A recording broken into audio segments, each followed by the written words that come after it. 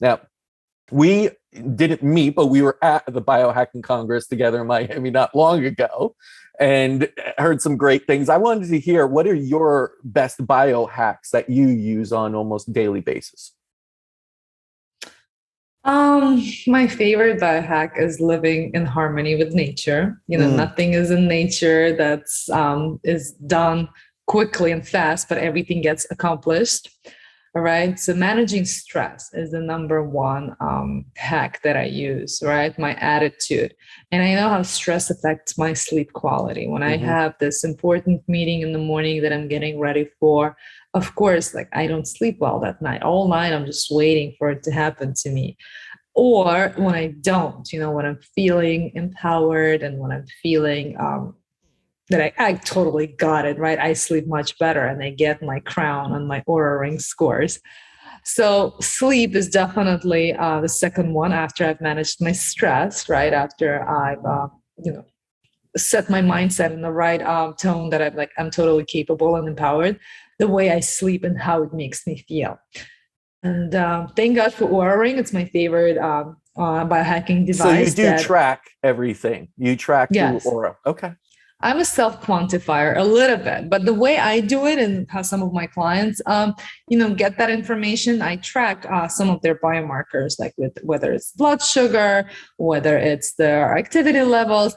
But what I do with that is to bring more mindfulness. How do I interpret it in a way that brings more mind body connection, right? For example, the sleep, we all know we should be going to bed early, but then we have so many reasons not to, right? And when I talk to my client and I have all this compassion in the world to their work schedule, to their kids' schedule, right? To all these things, it's like, of course you don't have time to go to bed before midnight, right? And then they tell me like, oh, look, like I get creative in the middle of the night, right? This working for me.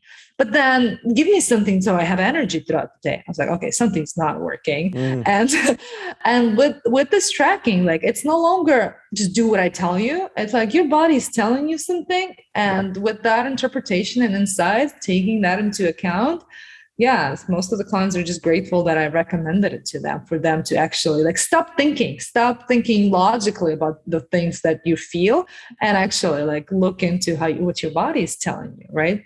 So sleep is my number two biohack. My other one is nutrition. Yes, I do see how it makes me feel when I just, don't eat my veggies much and I'm just like traveling and like, not able to do the right thing, like supplement with my green veggies or eat them, right? I see how, like, I can already feel how acidic my body becomes and how it affects my energy levels, my attitude towards life, and things like that. So definitely nutrition and the proper eating is my biohack. And exercise, yes. Mm. Dancing is my favorite activity. Dancing, swimming, biking, being active. Again, same thing with the energy level. Sometimes swimming and like in the water and like or like in the cold body of water is better than all those energy shots that people are taking or the caffeine, right? That people take like 3 or 4 cups a day or taking a dance break.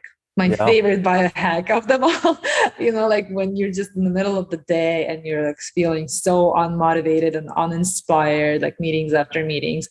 That's what I do. I just like connect with my body again and listen to it. My body just wants to move. It doesn't want to sit. It's not designed to sit 8 hours a day. No matter how comfortable that chair or whatever the standing desk is, you could do it all, but and then there are some things that just makes you feel happy to be alive, and standing desk doesn't solve that problem.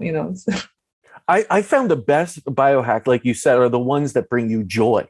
Like for me, Yeah, like that whole idea of emotions. dancing, right? And like for me, it's like, the gym is one thing. I don't mind it. Like some people absolutely hate going to the gym, dread it. Like, but for me, it's playing tennis. It's getting on the tennis court. I am just so like I can't wait. Like today at 5:30, I'm like, all right, is it 5 yet? Is it like I'm like counting down because I know I just feel so good out there. It's like I don't Yeah, even realize I'm sweating and my muscles are moving. I'm running around like, giving it my all. It's just I lose myself. Like dancing, you lose yourself. You're just full in a joy, ecstatic yeah, state. And I feel like those are the best biohacks. Get yourself in that state, yes. right? Yes, one of my other favorite biohacks is meditation, right? The Mm, gratitude meditation, and this one comes from theta healing. I love how you just described the feeling. You see the biohack that gives you the sense of joy, the feeling yep. that connects you to the feeling part of it. There's the doing, right? The human being and human doing, as we call it, right? There's one that's being, and it's like, what do I feel right now? That's being, right? What am I doing right now? Is the doing, right? Is the mind and body.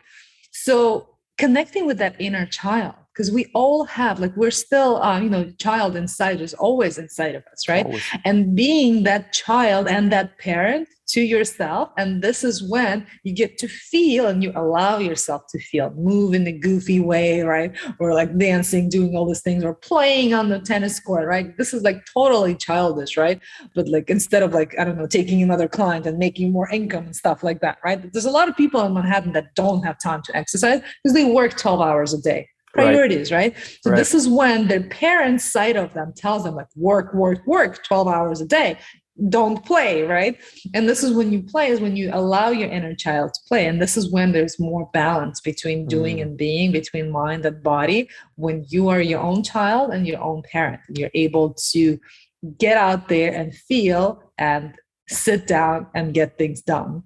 I love that, releasing that inner child, which is so important, right? By doing Yeah. that, also, we release tension. We're able to play. We get more aligned, I feel like, with our purpose rather than just Yeah. caught up in the parental side, which is all responsibility and, doing this because you have to, rather than just playing because you want to, because inside, that feels good. And that's going to be such a release and help you so much in the long term anyway.